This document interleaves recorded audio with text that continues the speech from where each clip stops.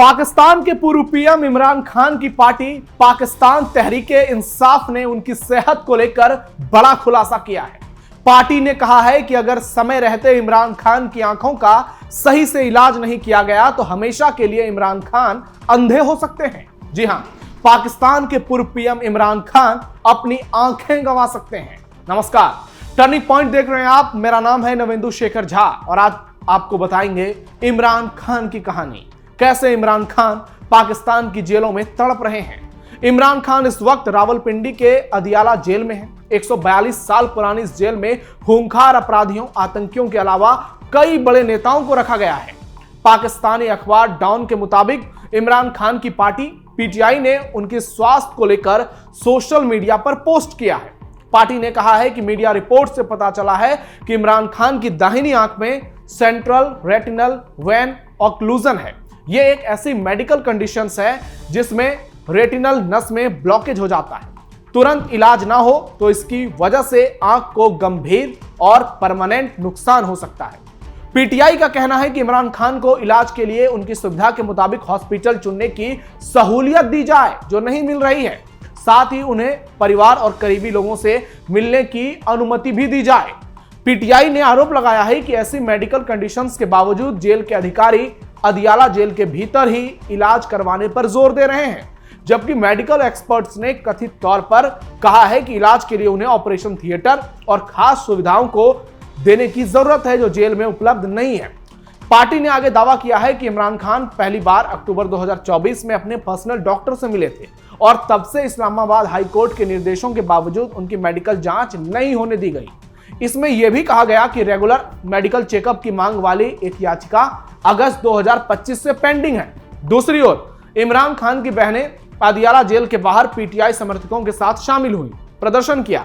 उनके मुताबिक परिवार को उनकी हालत के बारे में कोई आधिकारिक जानकारी नहीं मिली है। ना ही इमरान को परिवार से मिलने दिया जा रहा है, ना ही उनके साथ वक्त गुजारने दिया जा रहा है। यहां तक कि इमरान खान अब लग रहा है कि जिंदगी के अपने आखिरी दौर में पहुंच गए हैं, जहां पाकिस्तान के जेलों में उनके साथ दुष्कर्म जैसी खबरें भी निकलकर सामने आती है। इससे आप समझ सकते हैं किस कदर मुनीर और शहबाज शरीफ की जोड़ी इमरान खान को बर्बाद करने पर तुल गई है, इमरान खान को मारने पर तुल गई है और लग रहा है कि बहुत जल्द ये लोग इमरान खान की जान ले ही लेंगे। मुनीर ने इमरान को किया परिवार से दूर। इमरान खान को लंबे समय से अपने परिवार और वकीलों से मिलने से रोका गया है। इमरान अगस्त 2023 से ही जेल में है और भ्रष्टाचार के आरोप में 14 साल की सजा काट रहे हैं। क्रिकेटर से पहले नेता बने, फिर प्रधानमंत्री बने। इमरान खान को अप्रैल 2022 में अविश्वास प्रस्ताव के जरिए पीएम की कुर्सी से हटा दिया गया, कहिए तो उनका तख्ता पलट कर दिया गया। इमरान समर्थक इस तख्ता पलट के पीछे पाकिस्तानी सेना का हाथ बताते हैं। तोशाखाना मामले में गिरफ्तारी के बाद उनके खिलाफ और भी कई मामले दर्ज हो चुके हैं। जिस जेल में फिलहाल वो बंद है वो रावलपिंडी में है। रावलपिंडी में ही पाकिस्तान का मिलिट्री हेडक्वार्टर भी है, लिहाजा बताने की जरूरत नहीं कि ये जेल डायरेक्ट मिलिट्री की निगरानी में रहती है। इसलिए ही आर्मी अपने सबसे कट्टर दुश्मनों को यहां रखती है, जिससे उस पर अच्छे से नजर रखी जा सके। यानी मुनीर इमरान के साथ वो हर हरकत कर रहा है जिससे इमरान खान की मौत हो जाए और इसीलिए इस जेल में इमरान को लगातार यातनाएं दी जा रही हैं। नहीं तो आप सोचिए कि ये खबर कैसे आ जाएगी कि भाई इमरान खान जैसे बुजुर्ग व्यक्ति का दुष्कर्म हो जाए। आप समझिए कि ये सब प्लांटेड रहता है। मुनीर इमरान खान को हमेशा के लिए पाकिस्तान की सत्ता से हटाना चाहते हैं। वो सत्ता में नहीं है, लेकिन पाकिस्तान की राजनीति से भी इमरान खान के सफाई में वो पूरी तरह से लग चुके हैं। पाकिस्तान नहीं आ रहा बाज, फिर हरकत शुरू। एक तरफ इमरान खान को परेशान करने में कोई कोर कसर मुनीर और शहबाज नहीं छोड़ रहे, दूसरी ओर आतंकवाद को फैलाने में भी वो कोई कोर कसर नहीं छोड़ रहे। मुनीर और शहबाज अपनी हरकतों से बाज नहीं आ रहा। ऑपरेशन सिंदूर के दौरान बुरी तरह पिटने के बाद भी पाकिस्तान सुधरने को तैयार नहीं है। रिपोर्ट के मुताबिक पाकिस्तान ने बहावलपुर और फोर्ट अब्बास के बीच राजस्थान सीमा के सामने 2 टेररिस्ट कैंप फिर से सक्रिय कर दिए हैं।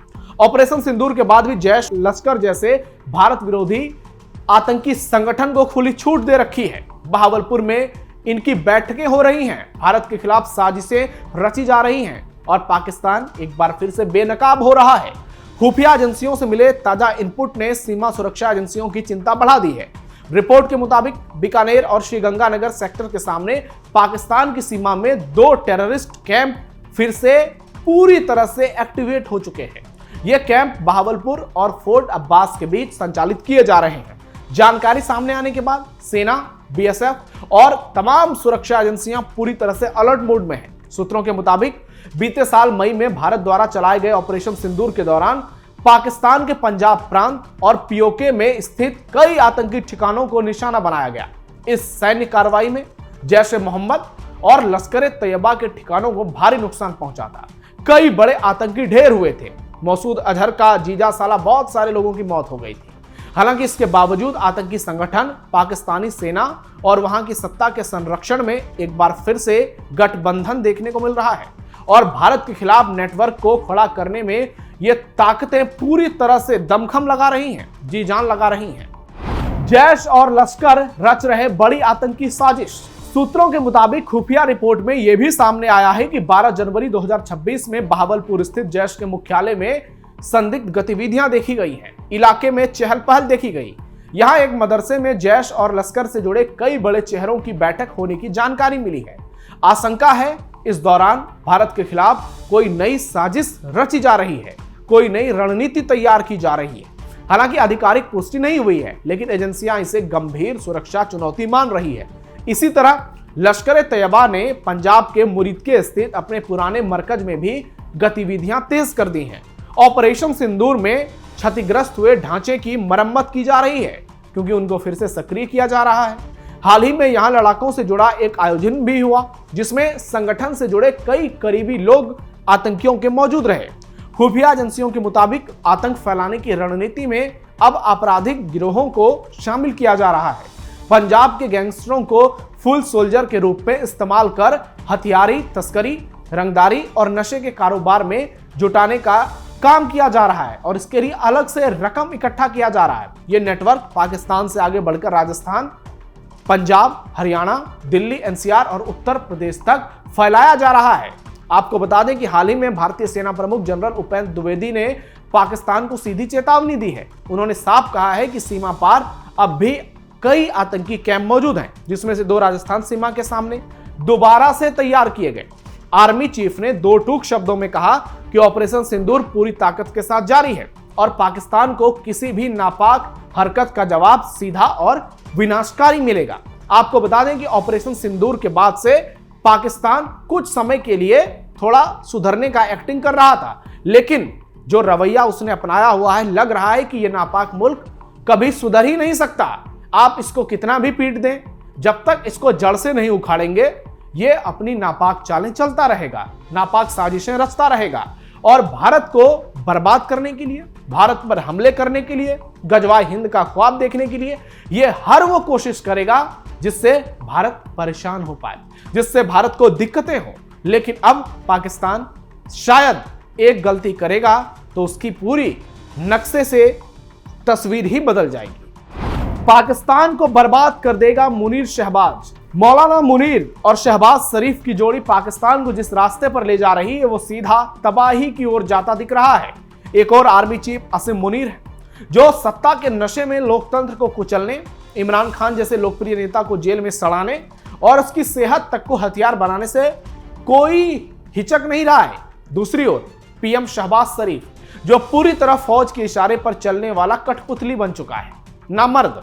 इस गठजोड़ ने पाकिस्तान को न लोकतंत्र से अलग कर दिया है, बल्कि पूरी तरह से अस्थिर कर दिया है। न मुल्क में तरक्की हो रही है, बल्कि देश में डर, दमन और आतंक का माहौल है। और यही हो रहा है, हर दिन कहीं ना कहीं धमाके होते हैं। कभी मस्जिद में विस्फोट, कभी सड़कों पर विस्फोट, कभी अफगानिस्तान वर्सेस पाकिस्तान की लड़ाई। इमरान खान को परिवार, डॉक्टर और इंसाफ से दूर रखना इस बात का सबूत है कि सत्ता बचाने के लिए ये लोग किसी भी हद तक जा सकते हैं। वहीं भारत विरोध की पुरानी बीमारी में फंसा पाकिस्तान एक बार फिर से जैश और लश्कर जैसे आतंकी संगठनों को फिर से एक्टिव करने लगा है, जिससे इंटरनेशनल मंच पर उसकी बदनामी और ज्यादा होने लगी है। लेकिन इसको फर्क नहीं पड़ता। आर्थिक हालात पहले ही खस्ताहाल है, जनता महंगाई और बेरोजगारी से त्रस्त है, लेकिन हुक्मरानों को सिर्फ कुर्सी और साजिशों की चिंता है। साफ है, मुनीर शहबाज की ये जोड़ी पाकिस्तान को सुधार नहीं रही है, बल्कि पूरी तरह से बर्बाद कर रही है। अब देखना यह होगा कि भारत पाकिस्तान पर क्या एक्शन लेता है, क्योंकि भारत ने साफ कर दिया है कि ये जो सीज फायर है ये कोई सीज फायर नहीं है। ये जो डोनाल्ड ट्रंप बार बार दावा कर रहे हैं, ये पाकिस्तान को एक वार्निंग है कि फिलहाल हम तुम पर नजर रख रहे हैं, अगर एक भी आतंकी गतिविधि हुई तो उसे युद्ध की श्रेणी के तौर पर देखा जाएगा, उसे युद्ध के तौर पर देखा जाएगा। और इस बार भारतीय सेना ने तो केवल 200-400 ही पाकिस्तानियों को मौत की घाट उतारा है, अगली बार पूरे पाकिस्तान को उड़ा देंगे। जी हां, सोशल मीडिया पर आपने वो तस्वीरें देखी होगी किस तरह से ऑपरेशन सिंदूर के दौरान भारतीय सेना ने पाकिस्तान में घुसकर पाकिस्तान को ठोका था। गद्दाफी स्टेडियम से लेकर तमाम जगहों पर पाकिस्तानी सेना जान की भीख मांग रहा था, और उसके बाद जो पिटाई हुई, पाकिस्तान की बदनामी हुई और भारतीय सेना के शौर्य का परिचय जो पूरी दुनिया ने देखा, उसके बाद पाकिस्तान की लंका लग गई। कटोरा लेकर ये भीख मांगने लगा, कभी ट्रंप की गोद में बैठा, कभी तुर्की के साथ हाथ मिलाया। लेकिन भारत ने साफ कर दिया है कि यदि इस बार फिर से भारत पर कोई बड़े हमले की तैयारी कर रहे हो तो मान लेना ये आखिरी दाव है, इसके बाद कोई मौका नहीं मिलेगा। इस खबर पर आपकी क्या राय है कमेंट बॉक्स में बताइए। हमारे इस वीडियो को लाइक कीजिए, शेयर कीजिए, चैनल को सब्सक्राइब कीजिए। फिलहाल के लिए टर्निंग पॉइंट में इतना ही, धन्यवाद।